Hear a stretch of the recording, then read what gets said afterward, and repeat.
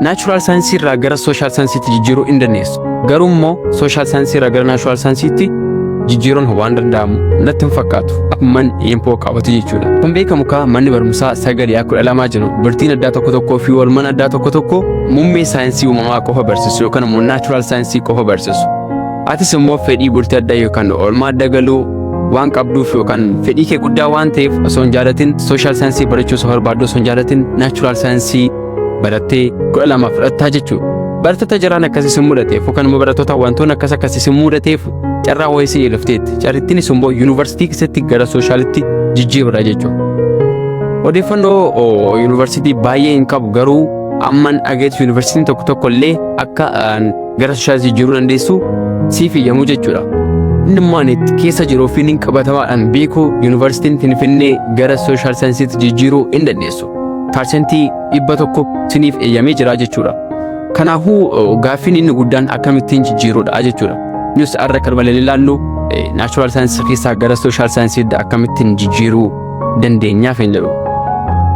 Viidiyoon kun barattoota sadarkaa garaagaraa jiran barattoota lamaaf fedha jechuudha. Inni jalqabaa barattoota amma 12 fudhachuudhaaf deemanii gara yuunivarsiitii seenuudhaaf deeman in fayyada. Inni kan biraan barattoota amma waggaa jalqabaarra jira. Semestira tokkoffaa xumuranii gara semestira lammaffaatti deemuudhaaf jiraniif in fayyada jechuudha. Kanaafuu viidiyoon kun lamaan keessaniifuu waan fayyaduuf inni 12 fudhachuuf dirqama obboleessa kee isa sooshaalitti jijjiiruu barbaadu kuba qabda yoo ta'e share godhiif akkasumas atillee inni waggaa tokkoffaarra jirtu semestira tokkoffaan xumurtee semestira lammaffaatti deemuuf jirtu viidiyoon kun nama garaa waan fayyaduuf like gochuudhaan share gochuudhaan akkasumas immoo odeeffannoowwan baay'ee barbaachisuudha. Yuunivarsiitii keessatti haa ta'u yuunivarsiitii osoo hin dhufin haa ta'u wantoota si fayyadan baay'ee isaa chaanaalii kana keessatti hin argattu waan ta'eef gatiin addaa isin kaffaltan hin jiru like subscribe fi share gochuu qofaadha jechuudha. Kallattiidhaan gara viidiyoo keenyaatti daba. Barattoonni 12 fudhachuudhaaf jirtan wanti isin gochuu qabdan kana yuunivarsiitii Finfinnee irratti hundaa'uudhaan isinitti hima jechuudha. Maaliif yuunivarsiitiin biraas jijjiiruu danda'a garuu kanarraa waan fagaatu natti hin fakkaatu. Wanti isin gochuu qabdan dursitanii akkuma dhuftaniin gara sooshaalitti jijjiiruudha jechuudha yuunivarsiitii Finfinnee keessatti ta'an. Maaliif achi sigeen jijjiira yoo jettan waggaa tokko siif dabarsa jechuudha. Waggaa tokko xumurtanii erga freshman koorsii baratanii xumurtanii booda jijjiirtu waan ta'eef jechuudha. Kanaafuu barattoonni 12 fudhachuudhaaf jirtan fedhii sooshaalitti jijjiiruu qabdan dursaatii yuunivarsiitii deemtan kam keessattiyyuu gara sooshaalitti jijjiira.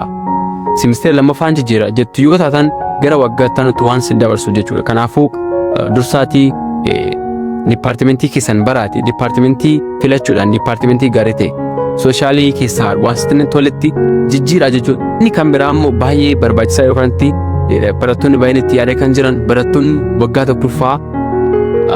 waggaa tokkoffaa semestira jalqabaa xumurtanii semestira lammaffaa kanatti jijjiiruudhaaf hawwii qabdan amma jijjiiruu hin dandeessa.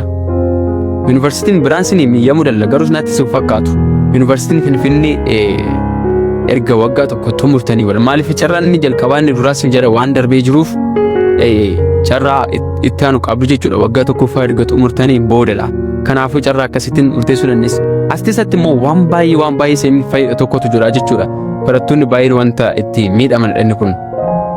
Innis maalidha yoo seetanii waggaa tokkoffaa erga xumuranii booda dipaartimentiin isin barbaaddan tokko fudhachuu dhiisuu danda'u. Kana jechuun sooshalii keessaa jechuudha. Fakkeenyaaf ati dipaartimentii wayii galtee dipaartimentii san yaaduma galte fedhii kee miti.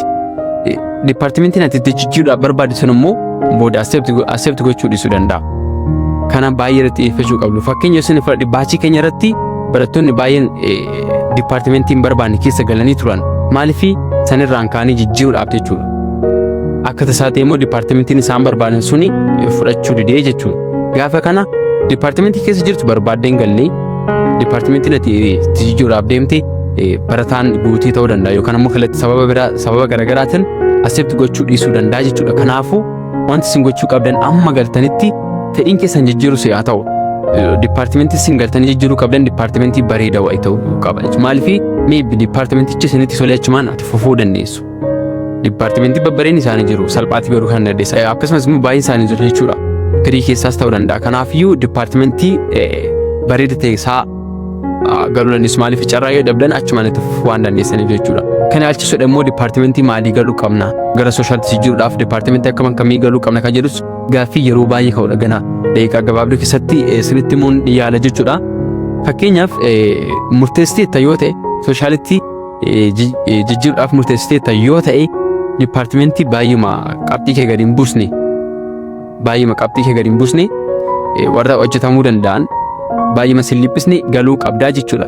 Maaliif jijjiiruun kee naaf nabumaan qabxii kee gadi hin buusne dipaartimentii sun kam yoo naan jette search godhiitti bira ba'e. Kanaafuu dipaartimentiiwwan qabxii kee kan hin buusne maybe yoo immoo dipaartimentiin ati itti deemtu sunis sididan kan yoo keessatti hafte immoo miidhamne dipaartimentii akkasii filachuudhaan kakeelaa isinii jechuun barbaadaa.